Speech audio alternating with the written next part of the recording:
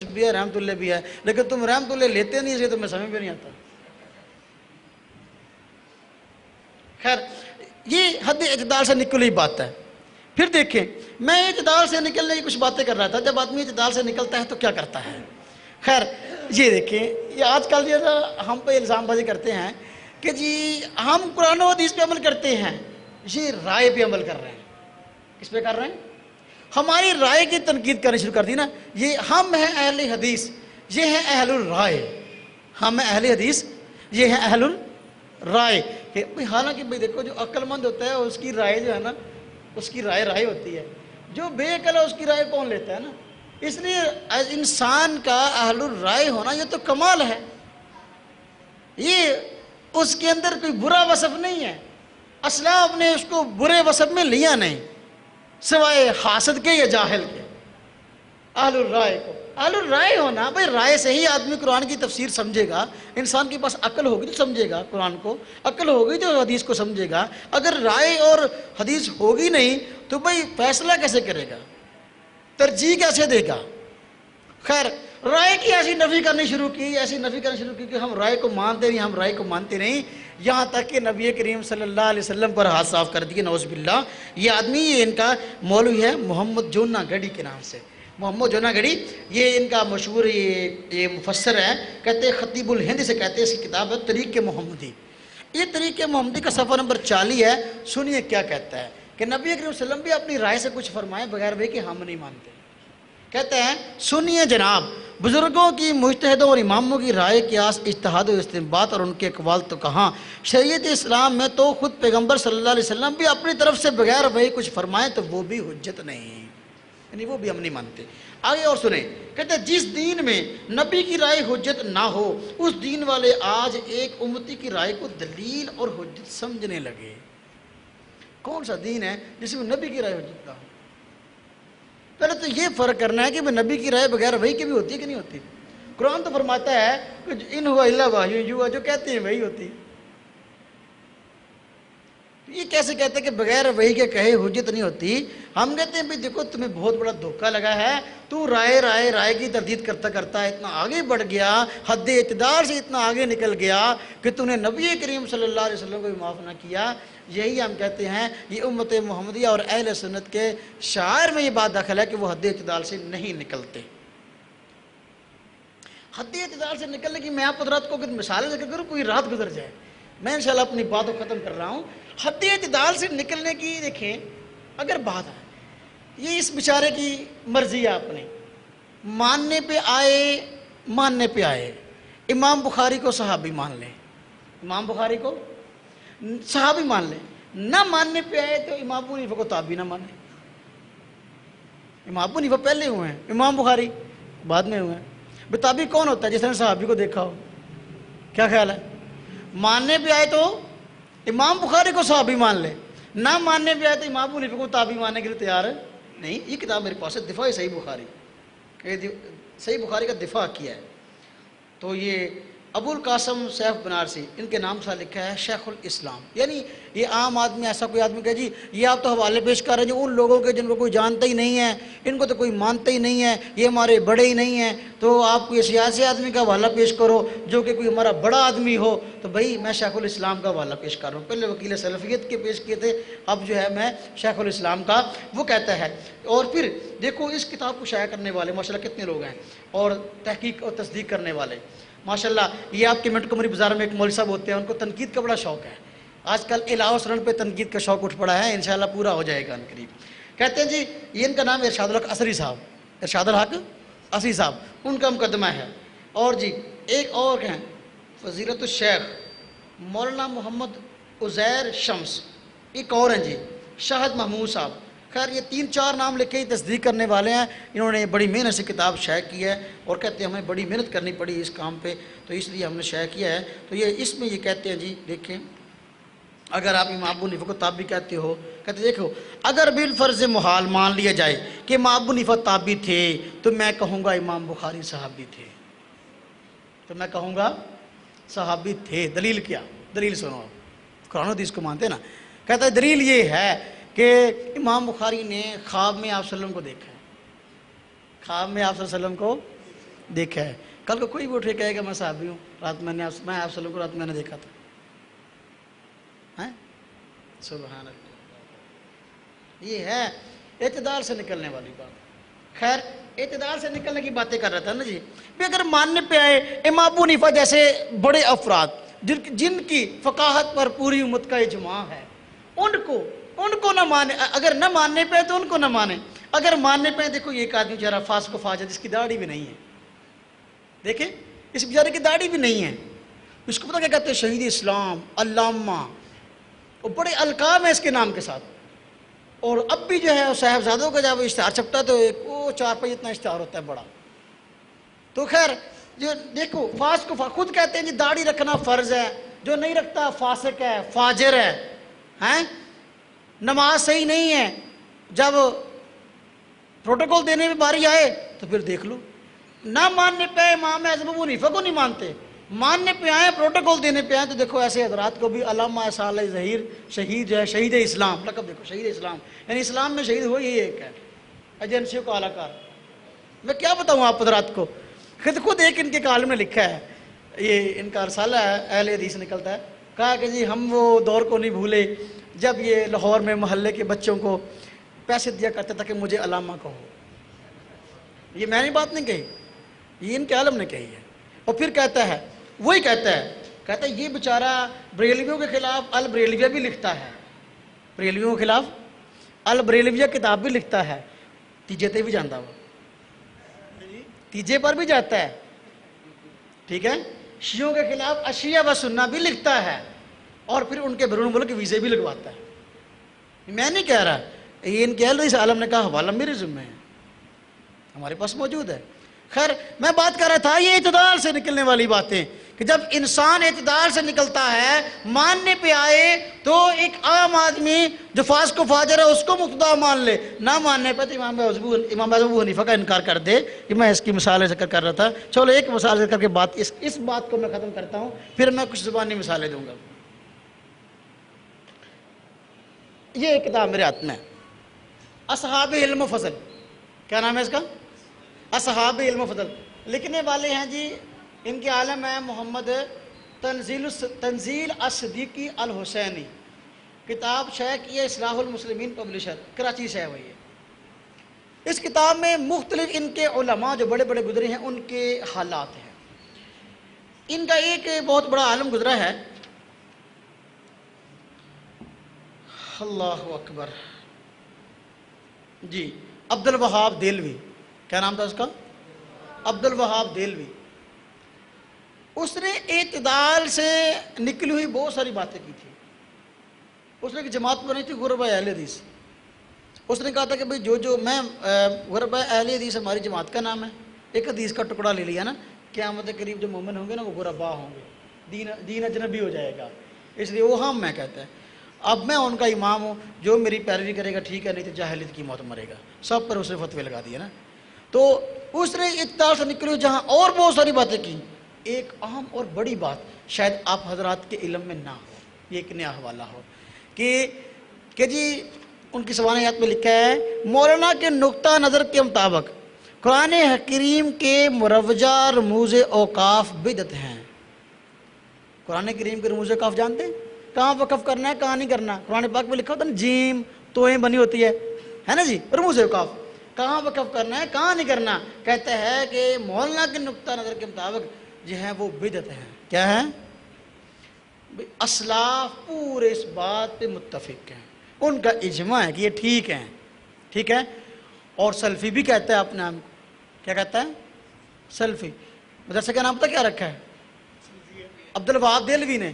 ان کا مدرسہ ہے کہ وہاں کراچی میں نیپا چرنگی کے پاس, میں نے دیکھا, میں وہاں گیا ہوں, کتابیں بھی لے کے آؤں. اس میں اس کا نام ہے جامعہ امام ابن تیمیہ, جامعہ امام ابن تیمیہ.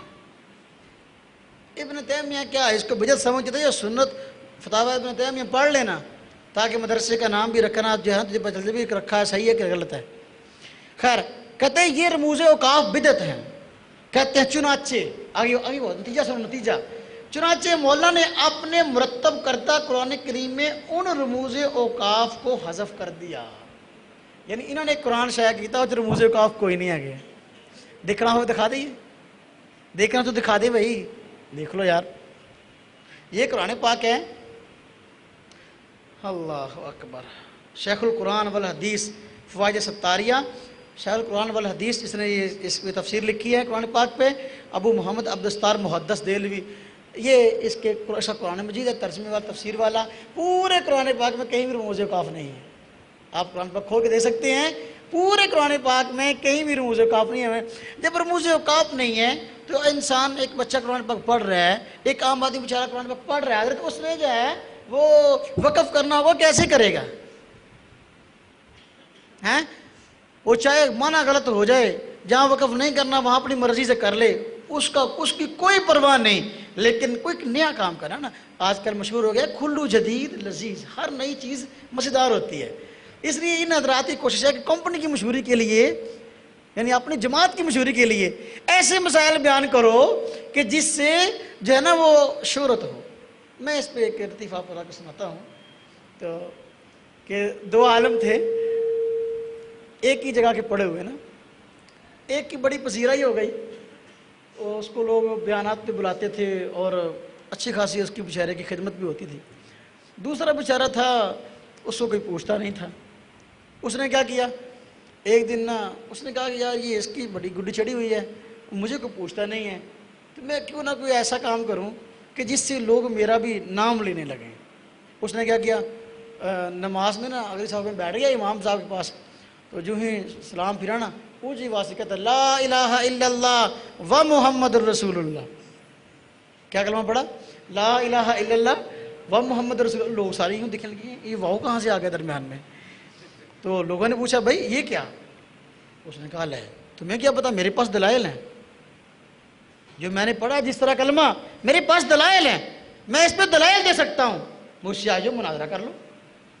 اب وہ لوگ کہنے لگے یار یہ تو بڑا بھاری ہو گیا, آج تک تو بولا نہیں تھا, آج عجیب بولا, اگر بولا تو بڑے پریشان ہوئے. وہ دوسرے مولوی صاحب کے پاس گئے, کہتے یار اس طرح ہوا ہے, آج نماز کے بعد اس نے یہ کلمہ پڑھا لا الہ الا اللہ و محمد رسول اللہ.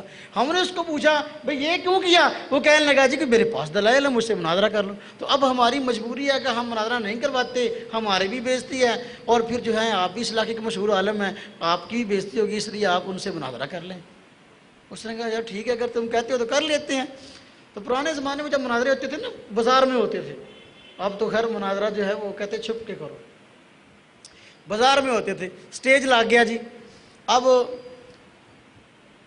اس نے کہا, جس آدمی نے اس طرح کلمہ پڑھا تھا نا, کہ آپ حضرات اپنے دلائل جتنے مولوی دینا چاہتے ہیں نا دے لیں, میں بعد میں تقریر کروں گا. آپ سب حضرات اور مولویوں کو بلا لو دوسرے علاقوں سے, آپ اپنی دلیلیں دے لو, میں بعد میں بیان کروں گا. جب اس کو کہیں بھی آئے آپ کی باری, کہتا نہیں یہ مولوی صاحب رہ گئے, ان کی بھی تقریر کرا لو, یہ رہ گئے ان کی کرا لو. وہ سارے ہو گئے نا, لوگوں نے پکڑا, کہا آ جاؤ اب تو آپ آ جاؤ, تو آپ تقریر کرو. کہتا اچھا بھائی, کھڑا ہو گیا نا, نحمدہ و نصلی علی رسولہ الکریم. خطبہ پڑھے کہتا ہے کہ بات یہ ہے, مجھے بتاؤ کہ میں نے آپ کا کچھ بگاڑا ہے؟ لوگ کہنے لگے کہ نہیں کچھ نہیں بگاڑا.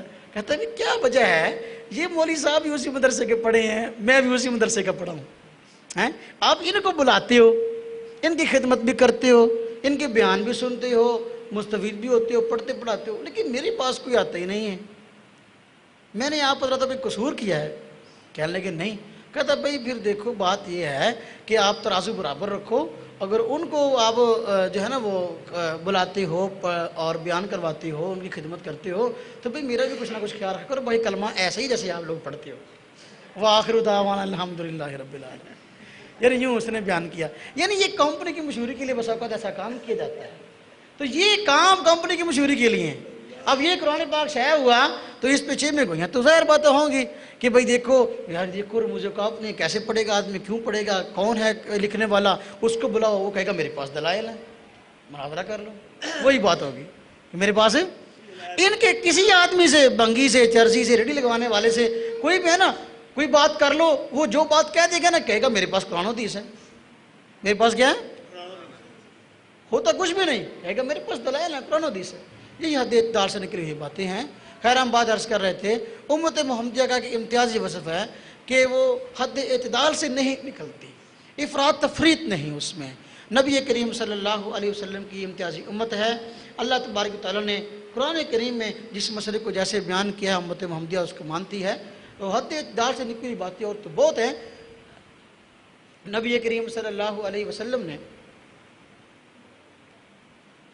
میں چاہتا ہوں کہ بات ہو رہی ہے، ایک دو باتیں ہیں میں ذکر کر ہی دوں موضوع کی مناسبت سے، آپ کو ایک بات اچھی طرح سمجھ میں آ جائے اعتدال والی نا. نبی کریم صلی اللہ علیہ وسلم نے فرمایا تھا کہ پہلی قوموں نے غلو کیا ہے اپنے انبیاء کی شان میں، تم نہ کرنا. عیسائی جو ہیں انہوں نے ہر عیسیٰ علیہ السلام کو بہت زیادہ بڑا چڑھا کے بیان کیا، تم ایسا نہ کرنا. لیکن آج اس طرح ہو رہا ہے. ایسی کتابیں مارکیٹ میں آ رہی ہیں جس میں کہا گیا خدا میں اور مصطفیٰ میں کوئی فرق نہیں ہے. ایسی کتابیں موجود ہیں. یہ ہے اعتدال سے نکلی ہوئی بات. اعتدال سے نکلی ہوئی ایک اور مظاہرہ ہے. یہ اب یہ کتاب چھپی ہے، پوری دنیا کے لوگ جو ہیں اس بات پہ متفق ہیں. نبی کریم صلی اللہ علیہ وسلم پیسے دے رہی ہیں، بڑے بڑے اشتہار اس کے نام کے لگے ہوئے ہیں، اور پھر اپنے نام کے ساتھ پیر بھی لکھاتا ہے. اور حضرت پیران پیر کا نام بدنام کر رہا ہے. حضرت پیران پیر کا یہ عقیدہ نہیں تھا. حضرت پیران پیر کی کتاب بنیاد طالبین کھول کے دیکھ لیں، صحابہ کرام کی فضائل ابو بکر صدیق رضی اللہ تعالیٰ عنہ کو متعلق کیا رائے ہے یہ آدمی دیکھ سکتا ہے. ان کے نام کو بدنام نہ کرے. یہ اعتدال سے نکلی ہوئی باتیں ہیں. غلو کے نام سے ایک رسالہ یہ ایک عالم اہل حدیث عالم نے لکھا ہے، اس کا تذکرہ تھوڑا سا میں کہہ دوں. ان دین میں غلو بہت بری بات ہے. جب ایک انسان آج کل جو ہے نا یہ ہمارے معاشرے میں کچھ تقریریں اس طرح کی ہو رہی ہیں کہ جو بیچارہ اس مسلک پہ جاتا ہے نا اس کا خود بخود ذہن بن جاتا ہے کہ یہ سارے لوگ مسلمان نہیں ہیں، یہ سارے لوگ جو ہیں گمراہ ہیں، ان کا دین سے تعلق کوئی نہیں. یہ پہلے ایسے لوگ کم ہوتے تھے، اب ایسے لوگ زیادہ ہیں. کچھ افراد پہ انہی کے افراد تھے، اس چیز کا غلبہ ہو گیا کہ یہ جو کسی بھی امام کے مقلد ہیں ان کا دین سے تعلق کوئی نہیں، لہٰذا ان کا صفایا کرنا چاہیے. انہوں نے گٹھ جوڑ کیا. گٹھ جوڑ کے بعد کیا کیا، سعودیہ میں افراد وہ جمع ہو گئے حج کے موقع پر. سن 1980 ہے، نیٹ پر بھی تفصیل اس کی ویڈیو موجود ہے. سن 1980، سن 1400 ہجری اسلامی تاریخ 1400 ہجری. کچھ نوجوان جمع ہوئے. نوجوانوں نے جمع ہو کر کیا منصوبہ بنایا، یار یہ جو حکومت ہے نا سعودیہ کی، یہ امام احمد بن حنبل کی مقلد ہے. مقلد تو مسلمان نہیں ہوتا. ان کو تو حق نہیں کہ مسلح پہ کھڑا ہوں، ان کو تو حق نہیں یہاں جو ہے بیت اللہ کو سنبھالیں. بیت اللہ کو سنبھالنا تو ہمارا حق ہے. یہ بیچارے غیر مقلدوں کا ایک ٹولہ وہاں جمگتھا بنا. کئی ماہ تک انہوں نے جو ہے نا وہ ایک منصوبہ بنایا کہ کیسے جو ہے یہاں ہم بیت اللہ پر قبضہ کر سکتے ہیں اور اس حکومت کو تہس نہس کر سکتے ہیں. تو انہوں نے عین حج کا موقع مناسب سمجھا. حج کے موقع پر انہوں نے کیا کیا، نماز کا وقت تھا اور نماز کے بعد غالباً فجر کی نماز تھی. نماز کے بعد شیخ سعودی عالم ہے عبداللہ بن سبیل، وہ نماز سے فارغ ہوئے. ایک آدمی کھڑا ہوا انہی لوگوں میں سے، ایک آدمی کھڑا ہوا ان سے مائک چھین لیا. مائک چھیننے کے بعد جو ہے کہنا شروع کر دیا کہ یہ سارے حکومت کے خلاف تقریر شروع کر دی نا. حکومت کے خلاف تقریر عربی میں شروع کی کہ یہ سعودی حکومت گمراہ ہے اور یہ غلط ہیں، یہ اماموں کے جو مقلد ہیں یہ ہے وہ ہے. لمبی چوڑی عربی میں تقریر کی. پھر تقریر عربی میں تھی. کچھ لوگ تو عرب تھے اور کچھ لوگ جو ہیں وہ عرب نہیں تھے، ان کو دوسری زبانوں میں بات کہنے کی ضرورت تھی. ایک آدمی پاکستان سے کھڑا ہوا، سندھی ٹوپی اس نے لی ہوئی تھی. یہاں ان اہل حدیث حضرات کا ایک بہت بڑا عالم ہے بدی الدین راشدی، یہ سندھ کا عالم تھا، جمعیت اہل حدیث سندھ کا صدر تھا. اس کا بیٹا نور اللہ راشدی یہ وہاں تھا. وہ فوراً کھڑا ہوا، سندھی ٹوپی لی ہوئی تھی اور کھڑے ہو کر اس نے اردو میں تقریر کی یہی کہ یہ جو سعودی حکومت ہے گمراہ ہے اور یہ غلط لوگ ہیں اور ان حضرات کے ہاتھ میں یہ بیت اللہ کی جو شہادت ہے یہ ٹھیک نہیں ہے. یہ ان حضرات کو ہم جو ہے یہ دبانا چاہتے ہیں، آپ ہمارے ساتھ تعاون کرو. اور پھر ایک جھوٹا امام مہدی کھڑا کر لیا، نعوذ باللہ من ذالک. کہتے قرآن و حدیث کو مانتے ہیں، میں کہتے تمہارا اصلی چہرہ اگر لوگوں کے سامنے آ جائے لوگ تمہاری شکل دیکھ کر پسند نہ کریں.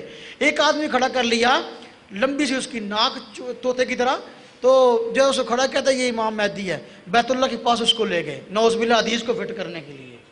حدیث میں آتا ہے نا امام مہدی کی بیعت ہوگی بیت اللہ کے پاس، لیکن الو کے پٹھوں کو یہ پتہ نہیں ہے نعوذ باللہ من ذالک کہ ہمارے اکابر کا طرز نہیں ہے گالی دینا. لیکن میں غیرت ایمانی کی وجہ سے میری زبان سے یہ بات نکل گئی کہ دیکھو حدیث میں آتا ہے کہ حضرت امام مہدی طواف کر رہے ہوں گے، لوگ زبردستی ان کی عادت بیعت کریں گے، وہ بیعت کرانا نہ چاہتے ہوں گے، لیکن یہ زبردستی خود کرا رہے ہیں، الٹ کام کہہ رہے ہیں آؤ سب لوگوں کو۔ مسجد حرام کے دروازے بند کروا دیے، باہر کے لوگ اندر نہیں آ سکتے تھے، اندر کے لوگ باہر نہیں آ سکتے تھے، اور ہر جگہ پر میناروں پر ادھر ادھر بیت اللہ مسجد حرام حرمت والا گھر ہے، قرآن و حدیث پہ عمل ہو رہا ہے، بندوقوں والے گنوں والے لوگ کھڑے ہو گئے، کوئی ہلا تو گولی مار دیں گے، سب لوگ آؤ، جتنے بیت اللہ کے اندر مسجد حرام کے اندر موجود تھے سب کو کہا آؤ آ کر امام مہدی کے ہاتھ پہ بیعت کرو۔ وہ لوگ بیچارے پریشان ہو گئے، کیا کریں، کوئی ادھر دوڑ رہا ہے، کوئی ادھر دوڑ رہا ہے، کوئی اس طرح پریشان۔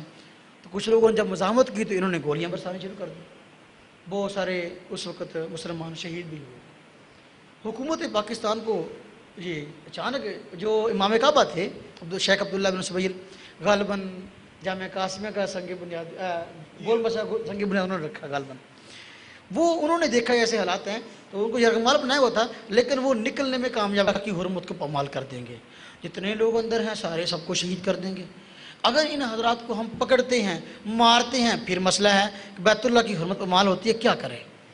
تو سب حضرات مفتیان کرام نے مشورہ دیا بھئی دیکھیں بیت اللہ کی حرمت جو ہے وہ ان لوگوں سے جو سرکش ہے، باغی ہیں، انہوں نے اللہ پاک نے اس گھر کو حرمت والا قرار دیا ہے، اس کی عزت تمام مسلمانوں پہ لاگو کی ہے، جس کا احترام کرنا، جب انہوں نے اس کا احترام نہیں کیا گویا یہ اسلام سے نکل گئے ہیں، کفر کی وجہ سے دوسروں کو ان کے فتنہ اور شر سے بچانے کے لیے ان لوگوں کا صفایا کرنا ضروری ہے، اس لیے ان تمام لوگوں کو ختم کر دیجئے، وگرنہ تمام مسلمان جتنے اندر ہیں ہزاروں کی تعداد میں ان کا مسئلہ ہے۔ اس لیے جب جو ہی پھر سعودیہ کے بڑے بڑے مفتیان کرام نے پھر فتویٰ دیا، غالباً اس وقت جہاں پاکستان سے بھی فوج گئی تھی غالباً، تو اس وقت پھر جو ہے نا یہ وہ وہاں مسجد حرام کی میناروں میں گھسے ہوئے تھے گنے لے کر، ان پر وار کرنا مشکل تھا، لیکن یہ باہر لوگوں پر جو ہے نا وہ گولیاں برسا رہے تھے، بہت سارے فوجی مرے تھے اس وقت۔ تو کافی لے دے کئی دن تک ہوتی رہی، لیکن آخر کار یہ ہوا کہ یہ لوگ مرنے شروع ہوئے۔ پھر مسجد حرام میں نیچے تہہ خانے ہیں، یہ لوگ وہاں بھاگ گئے تھے تہہ خانوں میں، اور نعوذ باللہ من ذالک ایک عبرتناک بات یہ کہ ان لوگوں نے اتنے دن خود بھی پیشاب پخانہ مسجد حرام میں کیا، اور جتنے بیچارے لوگ تھے ان کو بھی بیت الخلاء میں نہیں جانا دیا، سب نے پیشاب پخانہ مسجد حرام میں کیا۔ یہ قرآن و حدیث پہ عمل ہو رہا ہے، یہ ہے دعویٰ کہ ہم قرآن و حدیث کو تمہارے پاس کیا ہے، سب کو پیشاب پخانے پر مجبور کی، خود بھی وہاں کیا۔ خیر پھر سعودی حکومت نے تہہ خانوں میں پانی چھوڑا، تہہ خانوں میں پانی چھوڑا تو تاکہ بھاگ نہ سکیں اور کس طریقے سے ان پر قابو پایا جا سکے، تو بڑی مشکل سے پھر جو ہے نا ان سب حضرات کو ایک ایک کر ختم کر دیا گیا۔ تو اس طرح مسجد حرام میں تقریباً 15 دن نماز نہیں ہوئی، مسجد حرام میں سن 1980 1400 ہجری مسجد حرام میں 15 دن نماز نہیں ہوئی، بلکہ نماز کی بجائے پیشاب پخانہ ہوا۔ کن لوگوں نے کیا، کن لوگوں کو کرنے پر مجبور کیا؟ وہ حضرات یہی ہیں جو آج ہمیں کہہ رہے ہیں کہ جی یہ لوگ جو ہیں ان کا دین سے تعلق نہیں، قرآن و حدیث کو ماننے والے ہم ہیں، ان لوگوں کا دین سے تعلق کوئی نہیں۔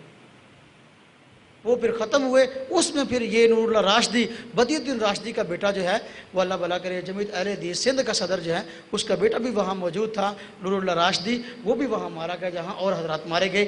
پھر یہ بدی الدین راشدی جو ہے یہ بھی وہاں سے مکہ سے اس کو نکال دیا گیا اور یہ وہاں آ گیا۔ یہ عبرتناک واقعہ پیش آیا۔ یہ بات صرف میں نہیں کہہ رہا، یہ ان حضرات کی کتاب میں ایک کتاب ہے، ہر طبقے میں کچھ اچھے لوگ بھی ہوتے ہیں، بسا اوقات ایسی باتوں پر تنبیہ کر دیتے ہیں۔ یہ کتاب ہے، عالم ہے عبدالغفار حسن، انہوں نے دین میں بگاڑ کا سبب غلو ایک رسالہ لکھا ہے۔ اس رسالے میں انہوں نے اس واقعے کی طرف اشارہ کیا ہے کہ بیت اللہ کی حرمت کو پامال کرنے والے کون تھے، اشارہ کیا کہ وہ توحید پرست تھے اور توحید کے داعی تھے، یعنی عنوان کا اچھا تھا، حمایت میں بات کہی، پھر کہا کہ یہ بات ان کی ٹھیک نہیں تھی، کہا غلو فی الدین کی ایک تازہ مثال وہ حادثہ ہے جو یکم محرم الحرام سن 1400 ہجری کو مکہ مکرمہ میں پیش آیا۔ جن لوگوں کی وجہ سے یہ حادثہ رونما ہوا بظاہر وہ بڑے متقی، دیندار، زاہد اور نیک لوگ تھے۔ سنیے، غیر مقلد ہے نا، اصلی تو دکھائے گا۔ توحید و سنت کے شدائی تھے، لیکن حد اعتدال سے بڑھ گئے، اتنے بڑے کہ بیت اللہ کی توہین کر ڈالی، اسلامی شعائر کو پامال کر ڈالا، بے گناہ لوگ قتل ہو گئے۔ یعنی یہ دین میں غلو کا نتیجہ ہے جب آدمی حد اعتدال سے نکل جاتا ہے۔ تو یہ آگے بھی اس نے کافی باتیں کی ہیں جی، میں نے حوالہ دیا ہے، دین میں غلو رسالہ ہے عبدالغفار حسن صاحب کا، اس کا صفحہ نمبر یہ راشدی نور اللہ شاہ سعودی عرب میں اچھے کام کرتا تھا، اللہ اس کو پاکستان واپس لائے، باقی 3 بیٹے یہاں موجود ہیں، وہ بھی کچھ نہ کچھ کر رہے ہیں۔ اچھا سوال، اس کی تھوڑی وضاحت فرمائیں، آپ کے صاحبزادے نور اللہ راشدی شاہ سعودی عرب میں کیوں قید ہیں؟ شاہ صاحب یعنی بدیع راشد صاحب جواب دے رہے ہیں کہ میں تو اس وقت تھا ہی نہیں، اس لیے مجھے کچھ پتہ نہیں چلا، میں پہلے ہی پاکستان آ چکا تھا۔ اچھا آگے پھر وہاں کی انتظامیہ نے، سعودی حکومت کی انتظامیہ نے، سوال وہاں کی انتظامیہ نے کس بنیاد پر آپ کے صاحبزادے کو قید کیا؟ شاہ صاحب اب جرم بتا رہے ہیں، کچھ بتا رہے ہیں کچھ چھپا رہے ہیں۔ میں نے کہا، یعنی جواب دے رہے ہیں، میں نے کہا نا کہ مجھے تفصیلات کا علم نہیں، یہ بہت بڑا جھوٹ ہے، پتہ نہ ہو، بیٹا وہاں سب کچھ کر رہا ہے، باپ کو پتہ نہ ہو، باپ بھی وہاں موجود تھا، مجھے تفصیلات کا علم نہیں، وہ مجھ سے ملا ہے، نہ اس کا کوئی قریبی دوست ملا ہے اور نہ ہی کوئی خط و کتابت ہوئی ہے، کیونکہ خط و کتابت پر پابندی ہے، جہاں کہتے ہیں وہ سعودیہ والے ہیں، ادھر خط و کتابت پر ہی پابندی ہے۔ باقی لوگوں سے جو سنا ہے وہ یہ ہے، کسی نے اس سے کہا کہ ہم حرم میں تقریر کرتے ہیں، آپ اس کا اردو میں ترجمہ کریں، کیونکہ عربی بہت کم لوگ جانتے ہیں، جبکہ پاکستانی اور ہندوستانی بڑی تعداد میں ہیں۔ اس نے کہا ٹھیک ہے میں ترجمہ کرتا ہوں، اس پر اسے پکڑ لیا، ہمیں بس اتنے کا پتہ ہے، باقی کا نہیں پتہ، باقی کا ہم سے پوچھ لو۔ یہ صفحہ نمبر رموز راشدیہ کا صفحہ نمبر 80 اور 81 ہے۔ یہ سعودی حکومت نے کتاب شائع کی تھی اس پوری روئے داد پر کہ جو فتنہ ہوا کس نے کیا، کیسے کیا، کون لوگ تھے، ان کا ہدف کیا تھا، پھر وہ جو مارے ہیں کون کون تھے، اس کی لسٹ میں کون کون ہے۔ یہ کتاب باقاعدہ کتابی شکل میں سعودی حکومت نے پھر شائع کیا، اخبارات میں پوری تفصیل شائع ہوتی رہی، بعد میں کتابی شکل میں شائع ہوئی ہے۔ اگر کوئی ساتھی اصرار کرے گا کہ ہمیں اس کی رویداد چاہیے تو انشاءاللہ ہم اس کی رویداد بھی کتابی شکل میں موجود ہے، سعودی حکومت سعودیہ کی طرف سے شائع ہوئی ہے، انشاءاللہ وہ بھی دکھا سکتے ہیں۔ اللہ تبارک تعالی ہمیں جو ہے حد اعتدال پر قائم رہنے کی توفیق عطا فرمائے، ہر قسم کے افراط و تفریط اور دین میں غلو سے محفوظ فرمائے۔ وآخر دعوانا ان الحمدللہ رب العالمین۔